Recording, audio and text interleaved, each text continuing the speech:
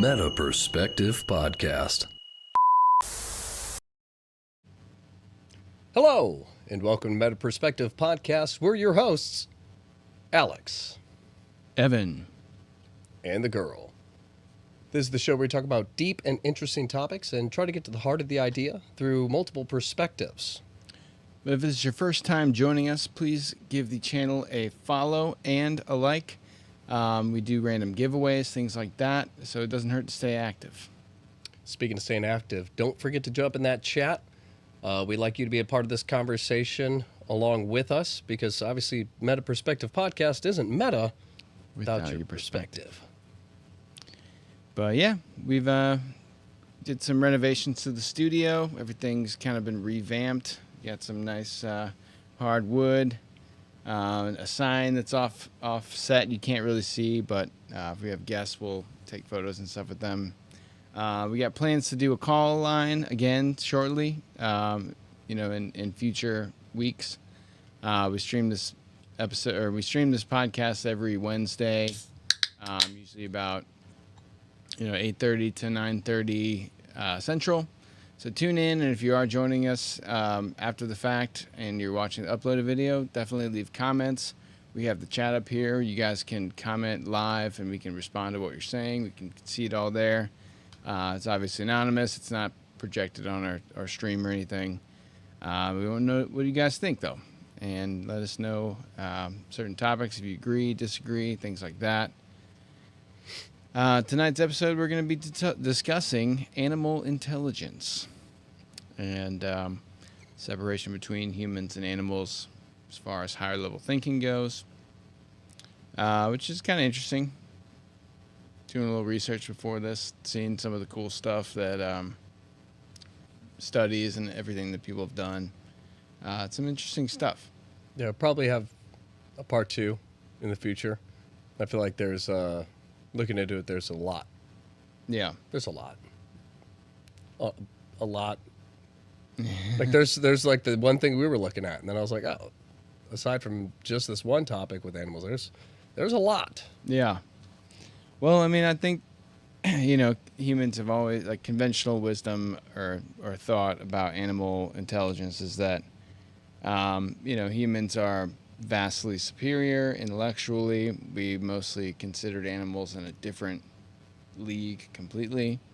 There's been a lot of research, especially about certain animals, where they've tested, puzzles, problem-solving skills, the ability to kind of remember information across time. And we're finding out more and more that animals are a lot smarter than we gave them credit for. And it just kind of makes me think about where, like, you used to go fishing as a kid or something, and they're like, oh, the fish don't feel pain, blah, blah, blah. And I'm like, even like maybe it's hooked through the eye and you're like trying to take the hook out and it's like looking at you with this little fish eye and it's like bleeding and it's staring at you and you're like, but it seems to squirm more when I start ripping this through this eyeball. It's like, nah. Yeah, fish don't feel pain. It was funny. I grew up hearing the same thing. I think a lot of kids did. And you get older and you're like fish definitely feel pain.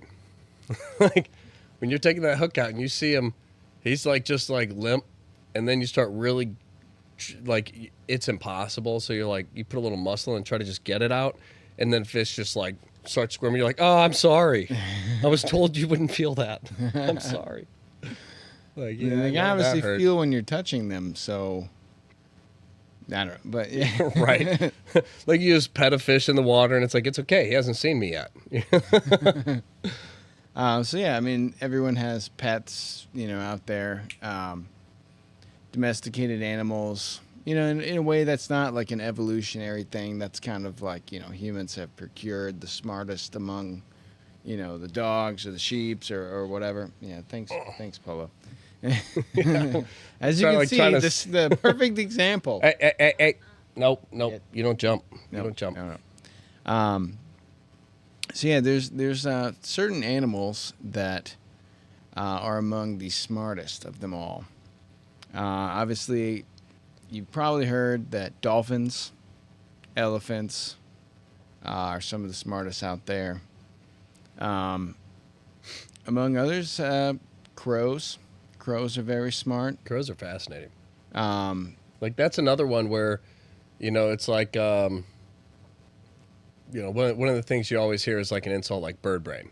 Like you're not smart because your brain is as small as a bird. But like some birds are like wildly intelligent. yeah. Like crows, like I've heard stories of people who were like, yeah, I did research and like crows will bring you gifts if you give them gifts. So I went outside one day and I saw a crow. And I was like, okay. So I took some like food and seed and stuff and I put it out and I made it very apparent to him like, I'm doing this for you. Yeah. Like so the crow came down, got the food, and then and he started doing that like daily. He would come out at the same time and always feed that crow, and then the crow started bringing him stuff. And it's like shiny stuff. So it's like he might get like a ring. Yeah. He might get like a few quarters. It's like Tinfoil. yeah, it's like they understand like, well, okay, I see that you're making it clear you're bringing me food. So since you're doing this to have it, I can tell this is for me. Well, I have to bring you something. It's like that's a wild thing to acknowledge as an animal. Right. They're like, oh, Something shiny too. Like that's like, how do they know that something shiny is value? Well, not just that, but it's like if I started giving you food for no reason and then continued to, like, what compels you to be like, I gotta return the favor? He's so nice. Yeah. Like, you're a bird. Yeah. Like to be like, he hasn't taught us we should get him something, but like we just know. It's like I know we said no gifts, but I gotta surprise him with something. It's a wild thing for a crow to do. Plus Yeah. all the tools and tricks that you see online of like training crows, they can learn a lot of stuff. I saw this super interesting video that was it was a crow, and there was like, it was a water bottle, and there was something in it, like a food, like something the crow wanted inside the water bottle, but it couldn't actually get to it. So what it did, it like, I can't remember exactly how the video went down. It either put water into the bottle to raise the treat, or it like took water out and displaced it so it was more accessible or something. It was crazy. It was like he knew that in order to get this thing, he either had to add or take water away, and then it was accessible then. And it's like, oh, that's some higher level reasoning. Oh yeah.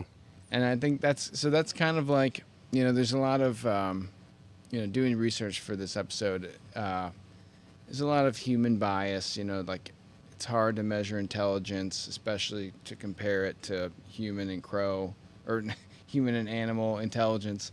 So there's a couple different things you look at, like emotional intelligence, memory, the ability to kind of hold on to an idea that's no longer there. Like there was a lot of studies with parrots, and they show the parrot, like there's a treat that goes under the cup, and then you like move it around, and it's like you show the parrot the empty cup, and then he's like, the treat's in that one, and then you add more cups, and it's like, the parrot could kind of figure that out. And there was actually one example that I saw that was like, one of the cups had a nut and the other cup had a Skittle, and there were some empty cups, and like the parrot, even though it was like, I know one of those two has food, like I'm gonna go for the Skittle, like it knew that it was like, oh, this is better food. So it's like its ability to do that kind of thing. Like I forget what the psychological term was. It was like, it was essentially recognizing the importance of something when it's not there, which kind of comes into like the long-term like recall kind of memory processing. And there's a lot of other things with like social dynamics, like being socially intelligent. Obviously, dogs are pack creatures, so they're more socially intelligent. Same thing with like chimpanzees and a lot of primates. And, like among dolphins and killer whales and all that, they have their own distinct little cultures and stuff like that they develop as a group. And I think it's kind of an idea that dolphins have distinct names for each other. There's different dialects among different pods of dolphins or killer whales. So it's just kind of an interesting thing to think about when you put yourself into the mind of if you were in an animal body, you know, and you had some level of intelligence, like how you would interact in the same way that we do. It is interesting thinking about like a dolphin or something, because they're not equipped to really build a civilization or something. And you could also ask, like, well, you know, what would be their point? You know, if you're a dolphin and this is how you live, if you take away, like,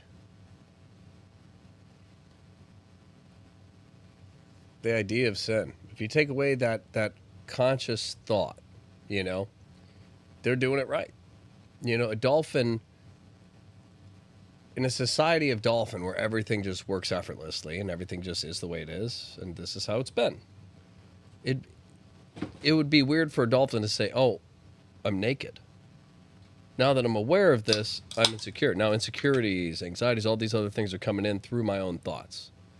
So we have to build clothes. Like, they can't do that stuff. Right. It's almost like because we can build stuff, like we're screwing ourselves up. Yeah. You know, it's like we got to build some kind of like crazy contraption where we can put this thing on our head and we can see the world, but through like a safe place. You're like, for humans, that's like up there with stuff we're trying to accomplish.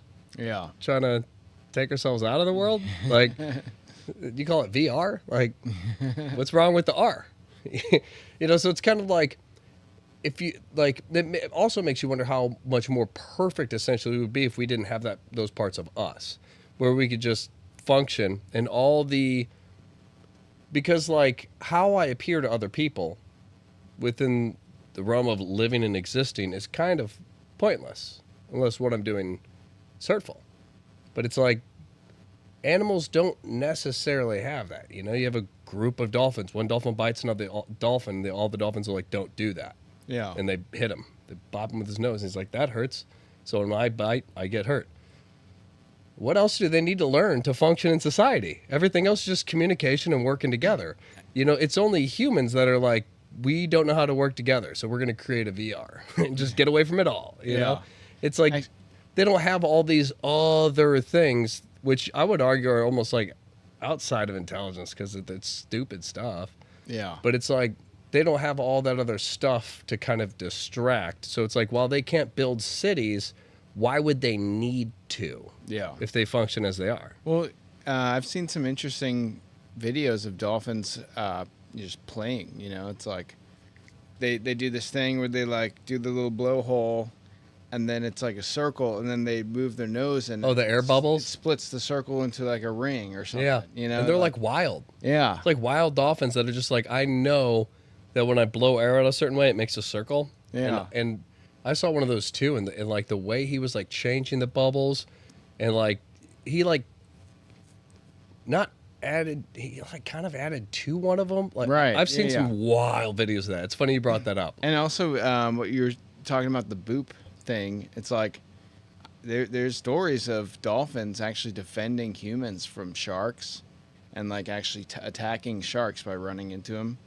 And it's like, you know, that's a level of intelligence that's outside of their own species. You know, it's like to defend another, you know, species that has no benefit to you.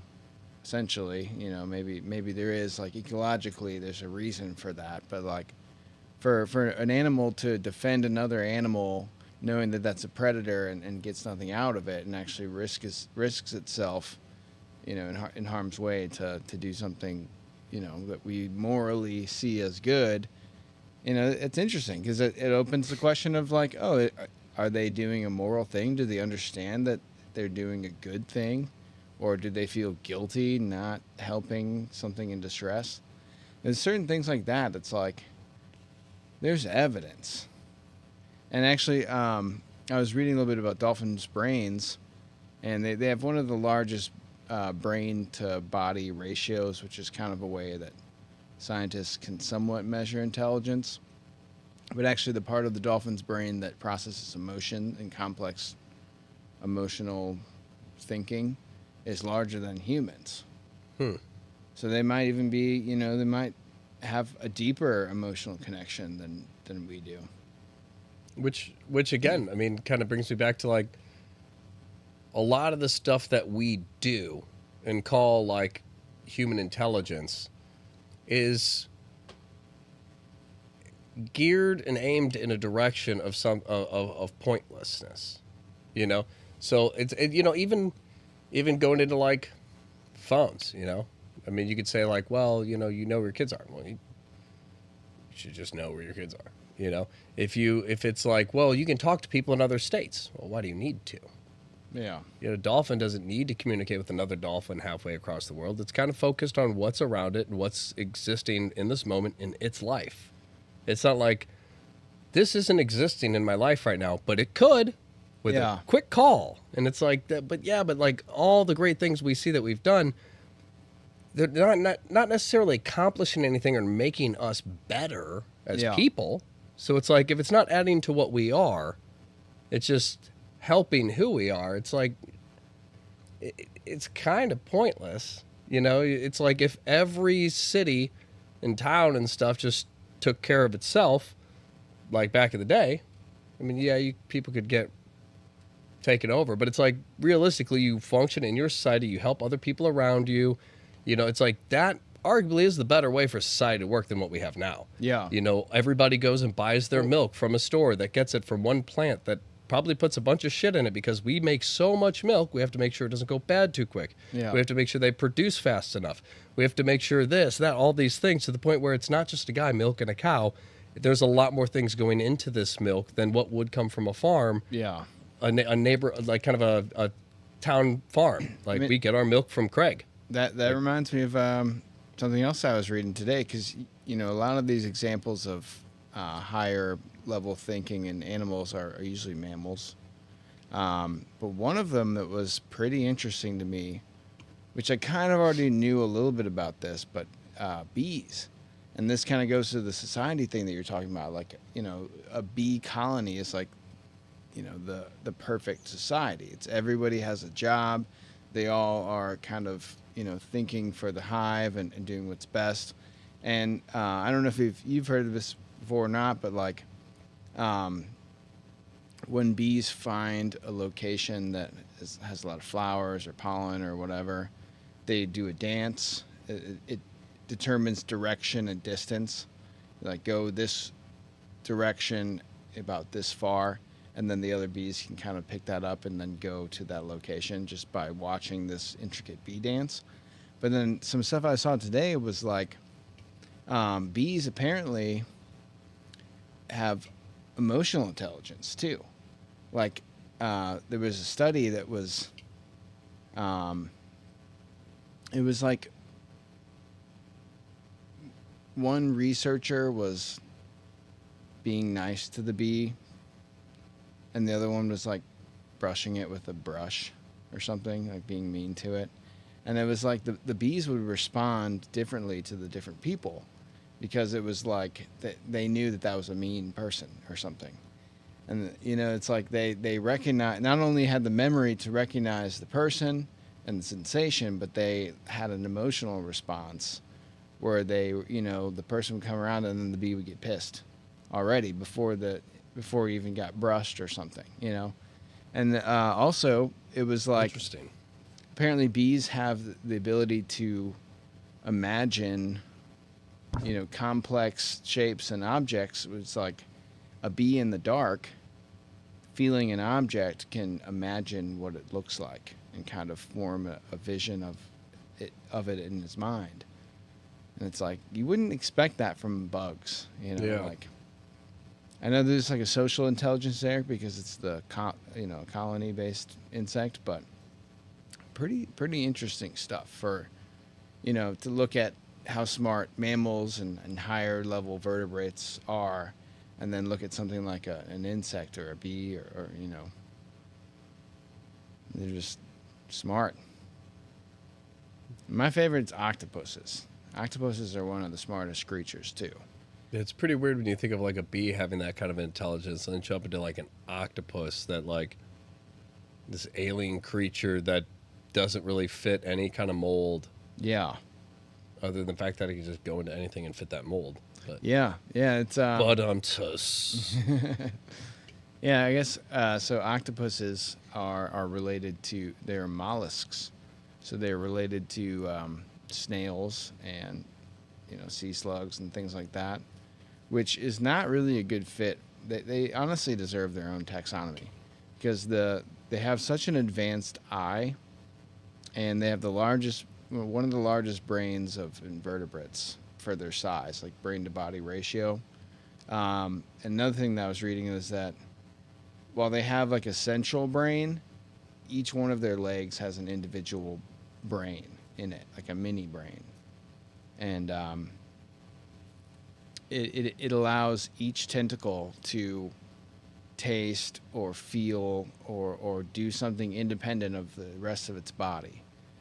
And apparently if you cut off the hand or the arm of an octopus, it's still like they've done tests where like the food, like you give it the chopped off arm food and it finds it, and then it tries to like bring it to the octopus's, where the octopus's mouth would be. And that's just insane. It's like an independent brain in your arm. Like if you're just like chilling there and your arm's like doing some stuff, you're not even looking at it, and then this arm's doing some stuff. It's like, it's pretty advanced shit. yeah, you're doing like homework with one arm, just like watching a movie. The other arm's cooking dinner. Just like taking care of business. Yeah. And they're escape artists too. There's been lots of stories of octopuses escaping from zoos and stuff like that. They use tools. They use shells and like coconuts and stuff like that to like armor themselves, and they like will bring around a bottle, and then if a fish comes near, they just jump in the bottle and they just wait, and then they come out and then they bring the bottle with them. It's like the little shell. But there's a lot of stories about octopuses actually breaking out of zoos where they, like I've heard some, and I can't exactly remember, but it's like they create distractions. They like find their way into the pipes and then like get out to the ocean somehow, or like they like hide and run across the floor and then hide again. Like one of these octopuses was literally like escaping through the lobby of a zoo. And it's just like, what? That's insane. Yeah, I mean, it's like a person breaking out of prison. Yeah. It's like somebody's coming, hide against the wall. I mean, yeah, among other animals, we have domesticated animals. Pigs are essentially one of the smarter, animals that we interact with. They're smarter than dogs, apparently. That one always surprised me. Yeah. Just because they don't show much like personality. They just kind of like pigs are like the animal you picture, like a cow. Like it can stand in a spot and be like, cool. Yeah. And it's like, how much can really be going on in your head for you to be okay standing and staring at like a mud pile? Yeah. And there's such trashy, like dirty animals. You're like, oh, they're just trash, so we eat them, we make bacon out of them. But no, I guess they're smart. I saw one thing that was like, I didn't read it. I didn't have time to like go into it, but apparently somebody got a pig to like play a video game. I don't know what video game it was. Maybe it's just like simple buttons. But it's like, to be able to understand that, something abstract essentially. It depends if he was good or not. Well, it's like when you see like cat plays piano, you're like, yeah, but not well. have you seen those things that dogs, the owners buy for the dogs they're buttons, and that Oh yeah. like the dog presses the button and it says a word. What was it, bunny? Yeah, like you can program Yeah, them. the rabbit bunny. I mean the dog bunny. There was a dog that's something I should have gone over with before with you too. Was there's a dog that they got those buttons for, and you can speak. Yeah. And one dog did it, was using them, and if the story's true, basically the dog started to like get depression, and would walk up to the mirror, and like stare at itself, and then it would hit a button and be like, like who, like who, and they're like, well, that's you, and the dog would look at itself, and it would be like. It would just keep asking, but it was like real bizarre questions. Yeah. Where it'd be like, who am I? Like, I don't remember exactly how it was, because I remember the video seemed real enough, like it was putting these buttons together to say this. Yeah. Not like somebody was like, the dog hits a button, it's like, who am I? What am I? It's like, okay, well, that somebody programmed the button to say that. So I don't think it was like a programmed button. It was like he used multiple buttons to say like, what am I? And like, and they were like, yo, You're like, who? you're Bunny. yeah, it was like who, they're like, you're Bunny, and it was like, it would look, and then it would go back and say more stuff, and it was like, sad, and they're like, what the heck? And apparently the dog ended up having to go on like doggy antidepressants and like other stuff, like I guess these buttons and all this stuff, and it was creating some kind of sentience, and it was like, what am I? Why am I a dog? Like, I saw one that was similar, and I don't know if it's true or not. It almost seemed like one of those like clickbaity kind of like fabricated videos, but it was this dog that was like, there were videos of this dog using these buttons, and it was kind of smart with the buttons. Had a lot of buttons too. There was like tons of buttons, like 24 or 30 buttons, and as far as the owner explaining the video and what happened, he was saying that the dog for a couple days was like, help, stranger. And then it would like say other things that were kind of weird, and kind of threw the owners off, and they weren't really sure what the dog was trying to say. And it kept doing this like, help, stranger thing. And apparently the dog had like a thorn in its toe, and it was like trying to communicate like, I've got something stuck in my toe. So like stranger was kind of its, way to explain that. unwanted guest. Yeah, right. And it was like the owners didn't get it because it wasn't very clear, but like the dog stopped doing that after they took the thorn out. So it's like, the dog must have been trying to communicate that, if the video's real, obviously. But, yeah, that was pretty cool. Interesting. Yeah, and I will say, so my parents have 2 poodle mixes, schnoodles, like schnauzer doodles, which schnauzers are also smart. Poodles are one of the smartest dogs. Along with this buddy over here, this little flapjack. Yeah, Shelties. Shelties are smart too. But so, like the dog would always, her name's Zeta. She would always bark at dog commercials. You're like, oh, there's a dog, bark, bark. That got old after a while, but then she started to bark at like cows or horses, or if there's anything on TV that was like an animal. And then she started to like Pixar movies where it's like a animated like cartoon essentially animal.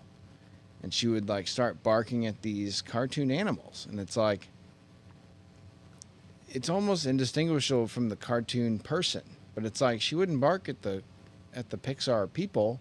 She would only bark at the Pixar animals. And if it was something like Toy Story that was like, like the Slinky dog, she would look at it and kind of like make noises and being like, is that an animal? I can't tell. But she would, you could see her thinking. And me and my girlfriend watched our parents, my parents' dogs one time at our house, and this is the first time she'd been there. And my parents' TV was always mounted up, so she would like try to jump at it. But our TV was, on a stand, and it was set back from the wall a little bit. So she would bark at the TV, and then she'd go behind and look. And then she didn't, she thought that they were in the TV somehow. Then she'd look back at us with this confused look, like, where's the animals behind this? And then it almost like broke her a little bit. She was like, she'd always thought that there was something in the TV, and then now she realizes that there's nothing behind it. She like thought about it, a little extra, and kind of like got weird. Yeah, dog pops on TV once you take him back, and your parents are like, why aren't you barking? Dog's just like, they're not real. Yeah, So, it was like that. It's like her whole universe was shattered or something. But it was very interesting watching, and she's a super smart dog. Like the other one's not, but Yep. Yeah, my dog, Polo, he did some goofy stuff too. He hasn't done it in a while, but he used to stand and stare at himself in the mirror. And the first few times I saw him do it, I was like, stop. Stop. You're going to freak yourself out. Stop it. And then, like, one day I woke up, I was laying in bed, I looked over, I was like, what are you doing? And he's just standing there staring at the mirror. I was like, what are you looking at? And then I look at the mirror, and he's staring at me through the mirror. yeah. And I was like, I was like, what the fuck are you doing, dude? And he's just, like, staring at me, like, ricocheted through the mirror. And I'm just like, I don't like this. Stop. Come here. And then ever since that, anytime I see him looking in the mirror, I look at the mirror, and he's staring at me. Like, almost like he's trying to figure out, like, that's him. Are you over there, or are you over there? So I'd wave at him, and he'd turn and look at me. Like, what the fuck? Are you waving too? What the fuck? Like, Yeah. It's wild watching him, like, try to process, like, these human things. I mean, that has to be how they learn, like through context and all that. Yeah, it's super interesting. I mean, dogs can, they're known for knowing a lot of words, like human words.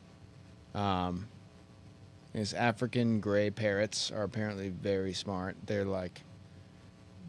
have the ability to pick up speech almost immediately and repeat it back. And that was the cup thing that I was saying earlier. That was the African gray parrot. But it kind of makes you, this is something that I had thought about before, and honestly would be down to do a whole podcast topic on just this idea. But the idea of language and how it kind of facilitates higher thinking. Because, like, thinking about like ancient humans, if they didn't have a language or a way to communicate, it was like we were kind of in the dark ages for a while. But as soon as, language was developed, that's when you have actual civilization. And, if you think about it, it's like our thoughts are formed in a way where it's related to language. So if you're thinking thoughts, like if it's a kind of internal monologue, it's all based on language. So it's allowing you to interpret your thoughts and like store information based on this kind of coded way of relating thoughts and concepts to a language that relate to thoughts and concepts. So animals obviously don't have complex language, but they do have body language. Things like dolphins and, certain animals do have ways of howling or squeaking to each other to, relay certain things. But it's like, the next step in that, mental evolution is to be able to process and store and interpret your thoughts through a language. So it's like, how are animals just limited by their ability to relay information that they, maybe they're just as smart as anything else, but they just don't have a means to deal with that information. So it never really gets developed. So they're always kind of at this base level, not selfishness, but it's like. But you said dolphins kind of have their own set language skills, right? Yeah, like dolphins and whales that have their own language, their own names for each other, and different pods will have different ways of communicating, like measurably and repeatedly, measurable ways. And it's just interesting that it's like, you might be able to kind of say something to your dolphin friend, but you can't discuss, Shakespeare's brevity and your opinions on, foreign policy and geopolitical matters. It's just like we can talk about all this complex, abstract things, but without language, you really can't do that. So is that what has allowed humans to reach this level? Because there's a lot of research that says like rats and crows and all these animals are like smarter than 5-year-olds like figuring out puzzles. But it's like, 5-year-olds that can speak and stuff like that, that's like a complex way of, thinking and relaying information, but animals don't have that. So if they did have that, would they be as smart as us? Would they be like 5-year-olds?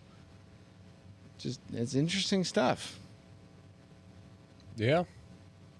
I think Elon Musk, isn't he working on, like a version of Neuralink to help dogs communicate? I'm sure. Translate? I haven't heard that, but I'm sure. I've heard something. Maybe it's not Elon Musk, but somebody's doing that.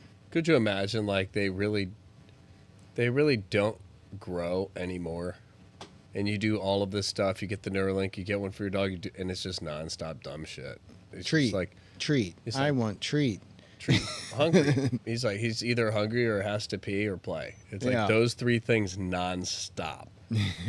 You're like, well, good thing I got this. Now I know he has to use the restroom. I'm like, it's one of three things, dude. You would have figured it out.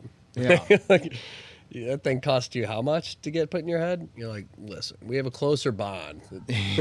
The dog's like sitting on my lap. I'm like, okay. Well, something that's interesting to me is that at least, to use my parents' dog, Zeta, as an example, I know that she uses deception to get outside because we had a bell. It was like, ring the bell when you have to go pee. But it's like, she finds a rabbit's nest or something and she's super into it. She's out there sniffing and we like try to get her in, and then like 5 minutes later she's like, I gotta go outside. Rings the bell. And we're like, no, we know you just want to go look for those rabbits. So it's like, They did that a few times for snacks. Yeah. Because we went through a period where every time they'd come back in, we'd give them one. Like, but then after a while, they'd go out and like, they wouldn't do anything. They wouldn't even act like they had to go. So I'd just be like, let's go in. And they'd be like, okay. And they'd just run in. I'm like, you guys didn't even have to go. And as soon as we go in, both of them are barking, like, stand by the tree. They're like, huh? They keep looking at it like, you're gonna get me one? Because we just went outside. And it's like, that's not. So we had to like kind of change how we rewarded them for going to the bathroom. Yeah. It's like, all right, well, it's not just for going out and coming in. Yeah. They started to figure that out, and then they'd be like, oh, I got to go out again. And I'm like, so then I stopped. I was like, you're not getting one. You didn't just made me get up and take you out. You don't get rewarded for that. Yeah. You didn't do anything. And so then they stopped. Now they only do it when they got to go. So it's like, okay, you know what you're doing. Right. You're sneaky. Similar thing is, You're a sneaky boy. me and my girlfriend have been taking our dog out on walks, and we live in Soulard. It's kind of like downtown, so there's a lot of cars. And Sammy, for a while, Sammy's our dog. He loves to pee on stuff. He loves to sniff things. And when we first started taking him on walks, he would kind of meander. He would go off the sidewalk into the street, and you just never know. So it's like, we were worried about him stepping out and a car hitting him. So what I started to do, which I know if you just reinforce an idea, dogs will eventually get it. But I would tell him, when he came to the curb, I would say, wait, and try to get him to at least not step into the street. And then I would say cross, and then he knows to go. Well, we tried this out for maybe 2 weeks. We would go on walks together, and it kind of worked. If he wasn't really doing it, I would just be like, all right, sit. Actually sit. No pulling on the leash. Like, you're gonna wait. Okay, cross. And then he'd get up and he'd run, like he knows it's time to cross. So I was like, all right, he's kind of getting it. Well, then my girlfriend went out of town for a week, and I would take him on walks by myself. As soon as I said wait, he waited perfectly. He listened so well, he knew exactly what he was doing. And I was like, were you just following Mom because she was walking and like you knew that you didn't have to listen to me? But then now it's just me, like now you're going to listen, and all of that training that I try to do, it actually works when she's not around. I was like a little pissed, but I'm like, what can I do? Yeah, I mean, I get the same thing with Polo where, like, if she's not around, like, he does everything I say when I say to do it. He's very obedient. He's very calm. Just kind of lays around. But if she's here with me, I mean, it's like he won't listen. He's just run around, just a little wild boy.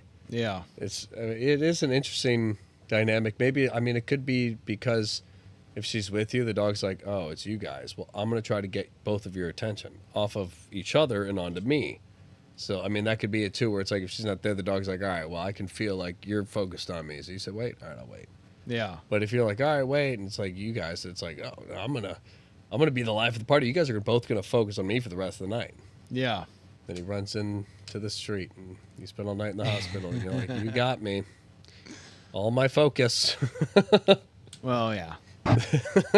Yeah, teach him away. That's But good. I guess That's good. the defiance part was like an interesting Yeah. thing of it. It's like, you know what you're supposed to be doing. You know what you're not supposed to be doing. But you're going to do it, and you're going to look at me with that look where you know that you're doing something bad, and I don't like it. But, it's like that kind of shit. It's like, that is emotional intelligence. For pack creatures, that makes a lot of sense. Even sneaking food. Like, yeah. Like if I come home and there's like a wrapper on the floor, I look at the wrapper. I just immediately look at Marco and I'm like, "What have you done?" And he's just like, starts like walking away. Like I could do that at any other time. I could do it with the same energy, and he's gonna be like, "You're home," but when he knows he did something, he knows it. Yeah. So it's funny knowing that it's like if there's food up here, you don't touch it. There's never been a good result. So we're always upset. Yeah. You know this. But if I leave the room, the moment, like, there's been times where, like, I accidentally leave the room with her. And then, like, 2 seconds later, we're like, where is he? Fuck! And we, like, run back into the other room. And he's sitting there just, like, running away with something. I'm like, Yeah. It's like, you know you can't do this. Yeah. And you've been sleeping on the floor for an hour. The moment He wolfed down an entire grilled cheese. an entire grilled cheese. And it's the moment that like we get up that all of us and he'll be on the floor until we leave the room. And as soon as we leave, he's like, all right, coast is clear. It's like if you've been just laying there waiting. Yeah. Yeah, you wonder how many maniacal thoughts that they have, like planning and plotting. Well, I can't eat him. He's too big. What else can I eat? That's about it. Yeah. Oh, time to poop. And then find something else to eat so I can poop again. Yeah, little cutie boy. One of the interesting things that I found looking at, if you search like animal intelligence, you find a lot of like top smartest animals. So I was reading some. It's usually all the repeat, things like elephants and dolphins and blah blah blah. One of them, when I found was interesting, was crocodiles. Apparently, crocodiles are a lot smarter than people. But not alligators, huh? Well, they're difficult to study, and that's kind of what. Did you know alligators, they're more closely related to birds than turtles? Yeah, they're basically the only dinosaurs left. And Except for which us. I think dinosaurs were Except for us. warm-blooded, right? We're dinosaurs. And I know crocodiles aren't necessarily warm-blooded, but I'm a T-Rex. but so like you think about them as like kind of mindless killing machines, cold, calculated, just reptilian brain. Yeah. But apparently, and I don't know how this research was conducted or anything, but apparently, groups of crocodiles will work together, and specifically focusing on certain strengths that each individual has. So what they'll do is the largest and the strongest crocodiles will kind of be the hunters or the kill switch kind of thing. But the other ones will actually herd animals, and they'll kind of, circle the outskirts and kind of move, whatever their target is towards the center where the big guy's waiting. That's pretty wild. And it's like, that's, how do they communicate that? How do, it was just something that, Real quick. and it's interesting because they know they're able to recognize their own strengths and weaknesses and kind of work together as a team, even though, I don't think they really communicate vocally or anything, and they're not very expressive because they just have these stubby little arms and tails and a mouth. So it's not like they have complex facial expressions or anything. That one was interesting to me. I'm trying to think of what else was something cool that I found. Rats are highly intelligent for what they are. There's examples of rats kind of helping each other out at no benefit to themselves, which you don't really think about, like little rodents behaving that way.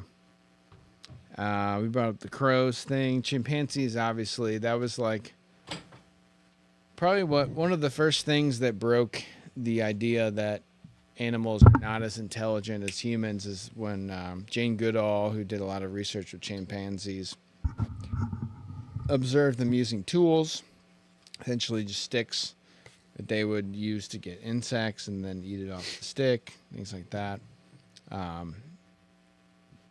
We already talked about octopuses. They'll use tools as shields or body armor, essentially.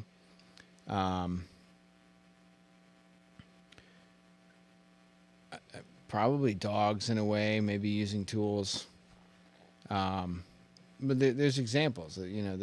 There's situations where, elephants and things like that, they've been able to problem solve and manipulate their environment to get something that they want. And it's kind of like, a lot of this is like, get the food, so it's like, you're going to figure out how to get the food. But how many things in animals' day-to-day life is like a memorable thing, something that's going to actually influence how that animal behaves?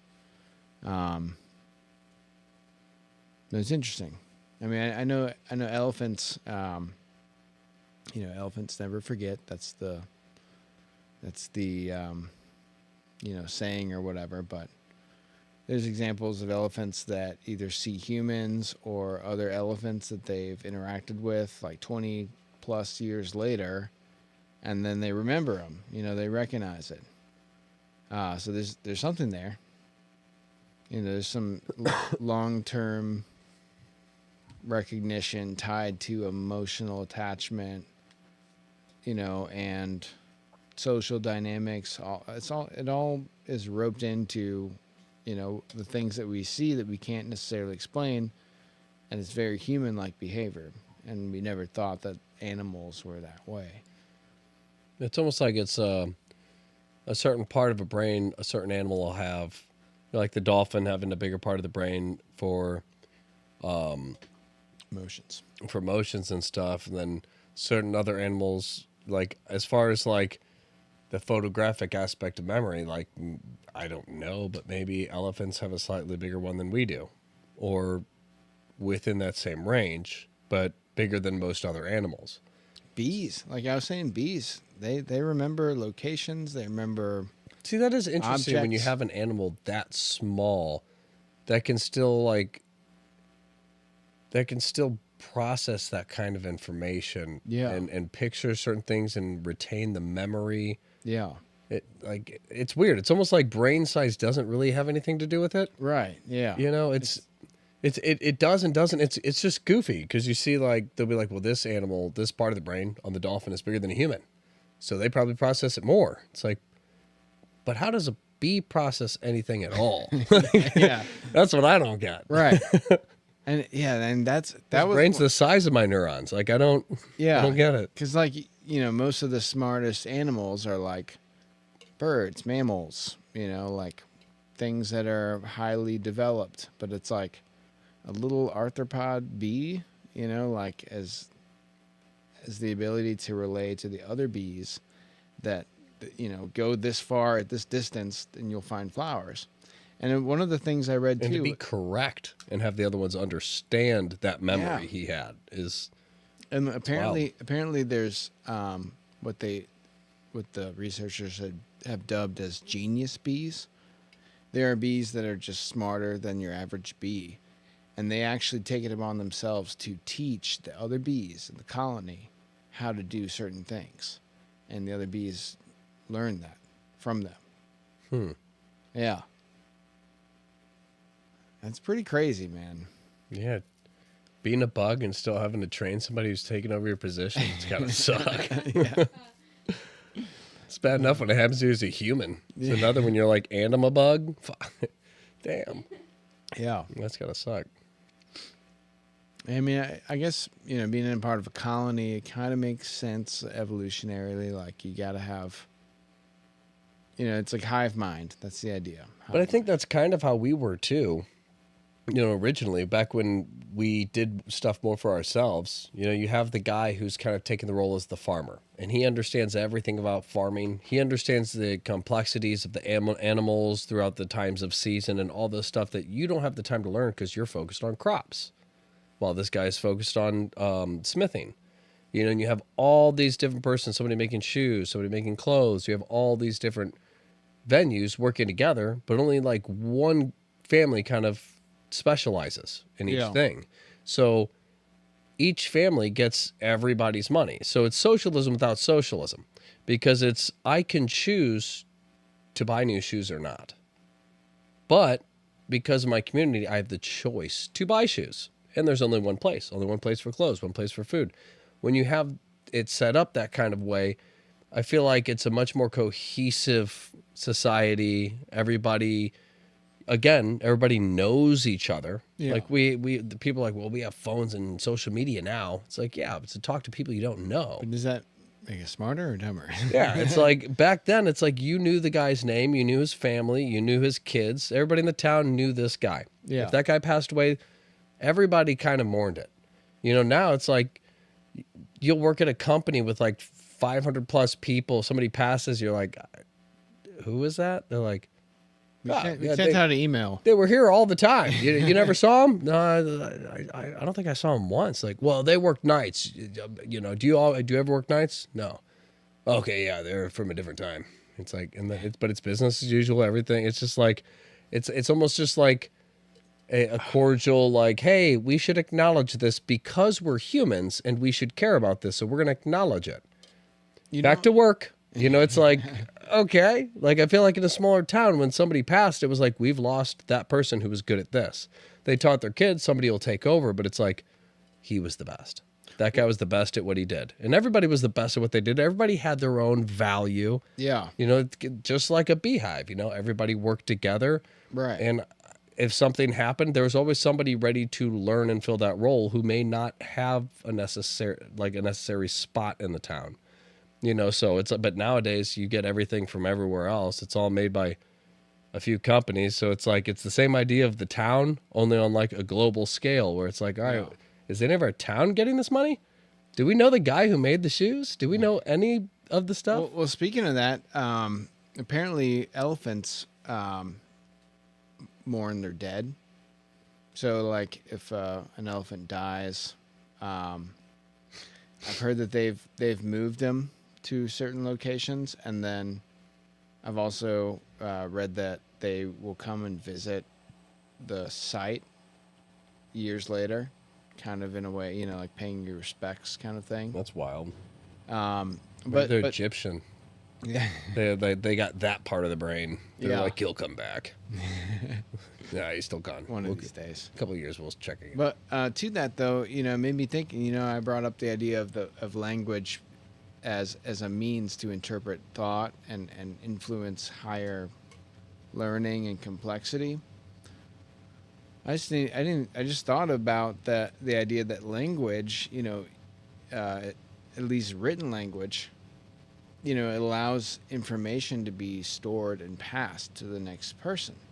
So it's like, I didn't discover the theory of gravity, Isaac Newton's, two objects and their weight plus the square root of the distance, or you divide by the square root of the distance. It's like, I just learned that, and I was able to understand it because it's a simple concept, because someone else spent their whole life figuring it out. So I can take that knowledge and I can now advance my own understanding of the world and build the next thing to pass to the next person and when I write it down. But without language, animals don't have that ability. They can maybe talk to each other. They can kind of get close with some of this stuff because they can communicate and they understand, social dynamics and emotions and things like that. But they can't, imagine if you were born and you weren't ever taught anything. You just had to figure it out for yourself. And you didn't really have a defined language to where you could read something or you could even express your ideas. Well, you'd basically be as smart or as dumb as an animal. So it's like maybe these animals... watching Tarzan. Right, like maybe these animals are actually a lot smarter than we give them credit for. But they start their life without any knowledge of the world. They have instinct, and they have observed, learned behavior from their, peers or whatever, animals like them. They know what's good or bad. They know what's food, predator, prey, that kind of stuff. But it's never like they didn't read a book like, oh, when you come across these berries, it's best to let them dry before you eat them. It's like stuff like that. It's like, how smart could animals actually get if they had that way to pass But again, that? some of that I question, like, what is intelligence? If you're a beehive, what do you need to do to make that beehive better, and why would you? If you're a cohesive hive, you wouldn't need to quadruple it. It works. Yeah. It's like, how do we make the car work better? The car works. Well, we have to make it better. What is better? Better is an opinion. If everything works as supposed to, there's not really a better. You know, like a dog. Like, for example, birds wouldn't need to learn how to gather seeds and berries better if all of their methods are naturally sufficient. It would take some kind of language to explain to the bird ill will, sin. Like, well, if you can collect all of these berries, you can convince these other birds to get stuff from them and give them the berries without them having to look. Yeah. It's like, but they can just do that. Yeah, but you can get stuff from them by doing that part. It's like back in the day, I might make this stuff or I make that. But our society works. We have the shoes to protect us. We have clothes to protect us. We have, heat, water. We got what we need.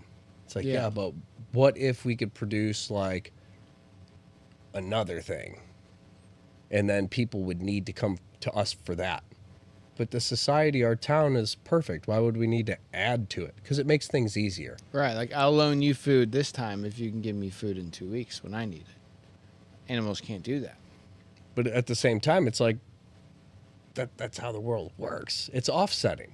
And the question to offset is obviously go to another planet. Animals would have no reason to colonize the whole world and rule if they were just going to stay on that planet. They'd be like, I can just live in my little group of animals with all the other animals on the planet because I'm happy here. They're like, but what if your type of animal was all over the planet and ruled it? What would that benefit any of us? It's like, well, you die less. Basically, you're the only animal on the planet. You die less, you live longer, and you don't have to try for anything. It's like, well, where's the purpose? Yeah. So humans did that. We lost our purpose, and then we said, no, we're going to make up a purpose. Going to another planet and doing the same thing. That's our purpose. That's why we're doing all this, so we can keep going. You're like, why? Well, because then we can live on. Why? Why? So we can just keep answering questions. Why? So 100,000 years from now, one guy can understand the meaning of life. I'll be gone. I won't care. Yeah. Like, what are we all working towards? Like, As long as we can all be fed and avoid disease, that's about all you need. Well, yeah, I mean, it's interesting thinking It's like, about. well, people. I just want to say, just to end that. Yeah. A good example would be people go, well, back in the day, do you know how many people died from disease? How many people died from fucking cars? How many people die slipping in the shower? Yeah.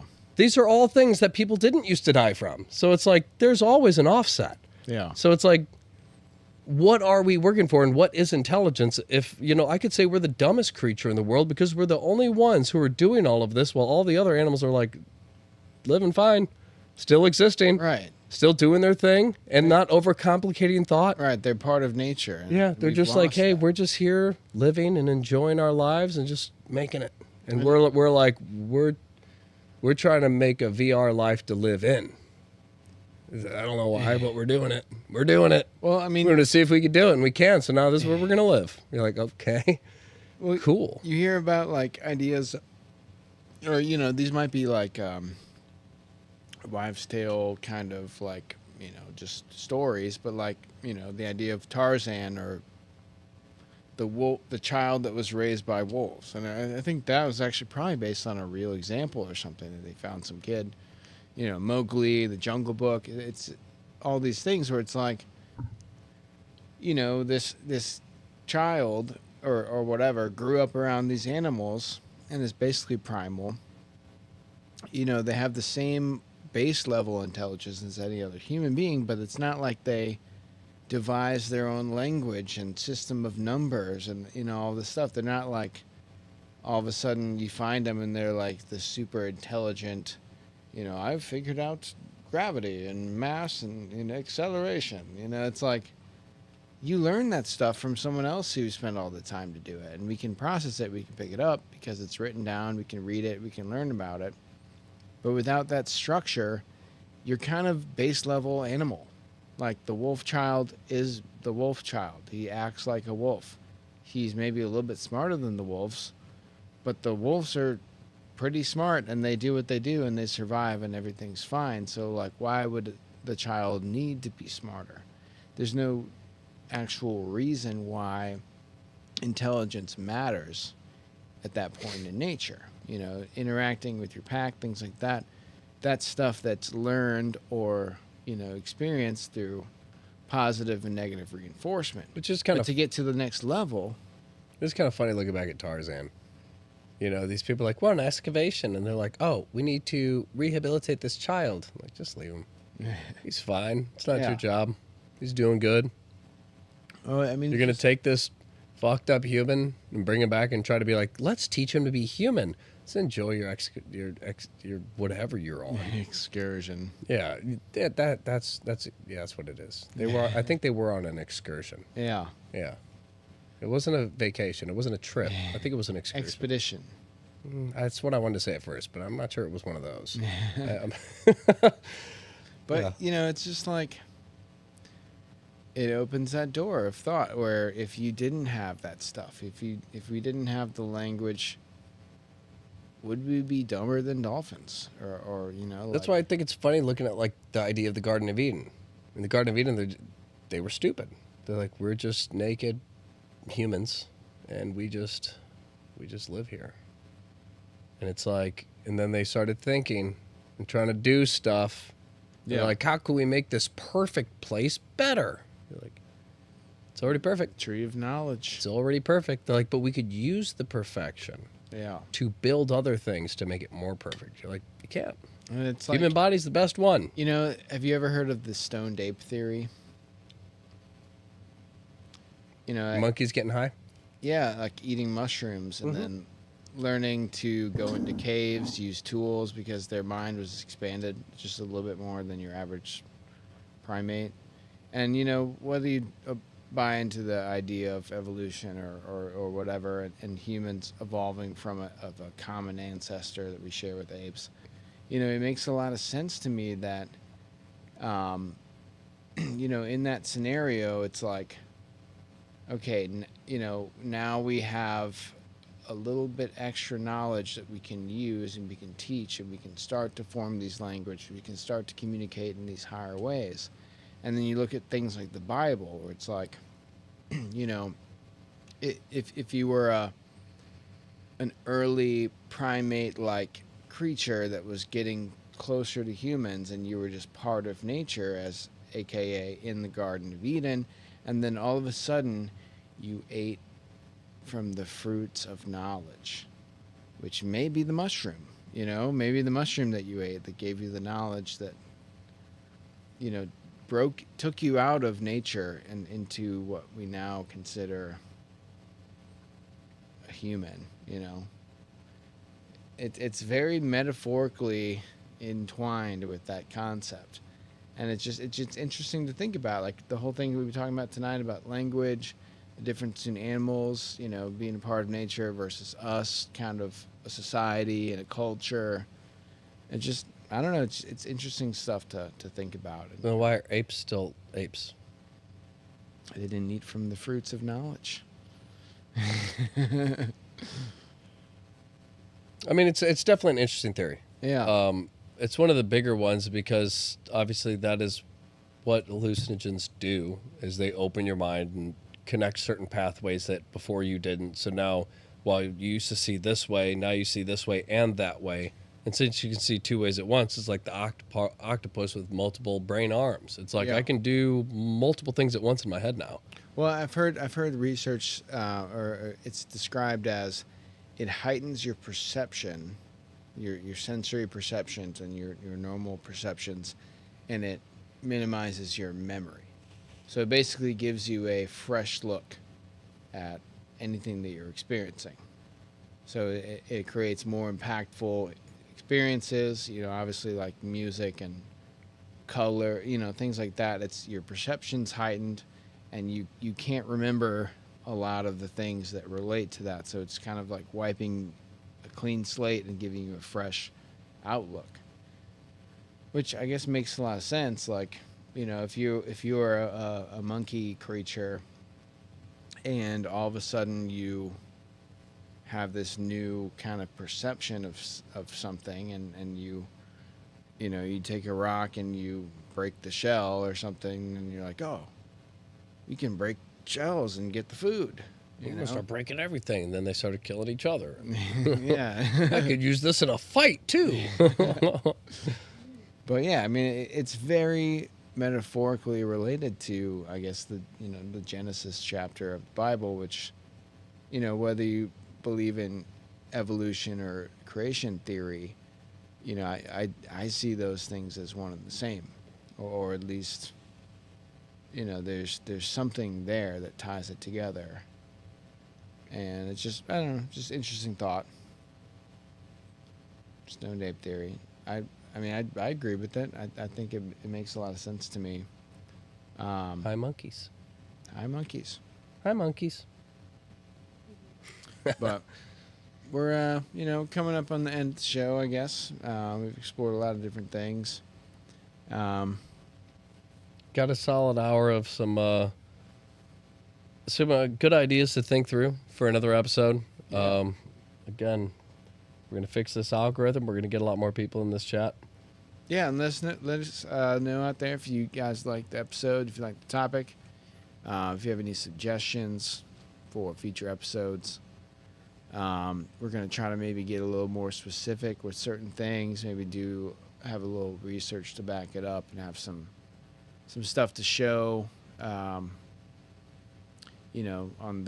our search part of the podcast. I don't know the right way to say it. Show some video, like little videos or photos or something like that. Like, we have the ability to basically like go and dive into a topic, like something very interesting, and we can pull up. We got a Jamie. So. Yeah, we got some pull up stuff. So yeah, I guess just closing thoughts for me is that I think animals are, they match our intelligence very closely. I think a lot of it's based on the environment and the reasons why you would need to be smart. Like, there's a lot of information that we know that we're not going to ever use. Animals don't care about that. They're not learning. They're not wasting their time learning things that aren't important. So I think it's very selectively applied intelligence, which hints to the idea that there might be something very relatable to human intelligence behind the veil. And I think that things like language, like we were talking about, language and written language, the ability to pick up something, read it, learn it, without having to come to that conclusion or those thoughts of your own. You can take that idea and absorb it just by reading it, and in an instant, you can understand what took someone a lifetime to contemplate. I think that accumulates in our own psychological, intelligence at the same time as our technological advancements and technological intelligence, which has allowed us to get to this higher level. And like we were saying with the wolf boy or whatever, it's like humans might just be as smart as animals. We just have the means to become smarter from a young age. As babies are obviously not intelligent. They learn, but so do animals. So, could that be the key to human intelligence vastly surpassing other animals on this planet? Is that we have language, we have societies, we have cultures, we have things that facilitate the advancement of our already enlarged brains, which they are large. It's the largest, brain capacity to body ratio of all the mammals. But, dolphins are smart too. A lot of these animals are really smart. I think with things like language, they could advance themselves. Maybe don't have the thumbs to create complex, machines and tools. Can't do a Rubik's Cube, but I think inherently a consciousness is a consciousness. look, he's staring at the camera. It's all part of, it's all part of God. It's all part of the universal consciousness becoming aware of itself. And I think that intelligence is nothing more than tapping in, going deeper into that. Yeah, and I'll take an opposite branch on that and say, we could all be kind of part of the same puzzle.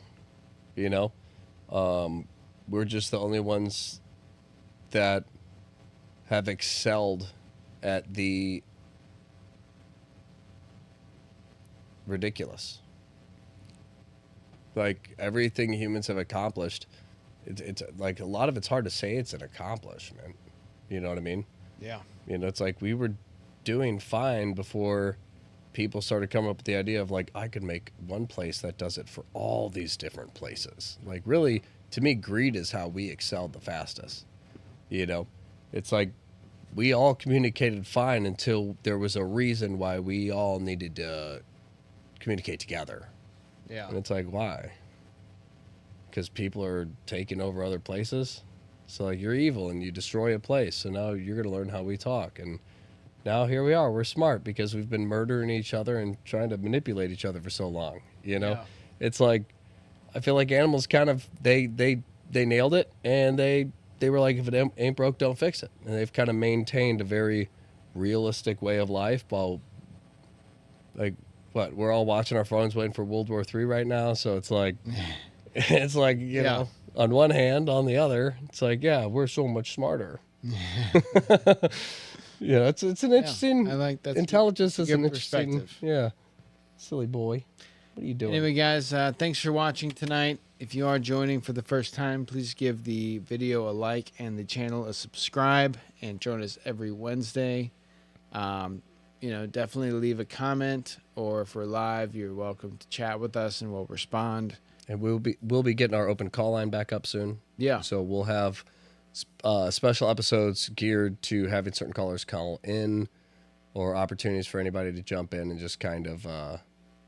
Thanks for best stream viewers on Streambo, you fucking bot. You're out of here. But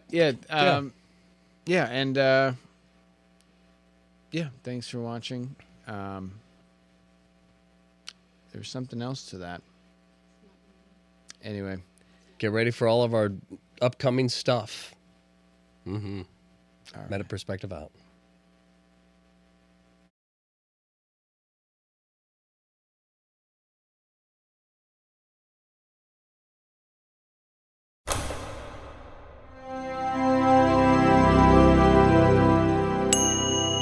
Meta Perspective Podcast.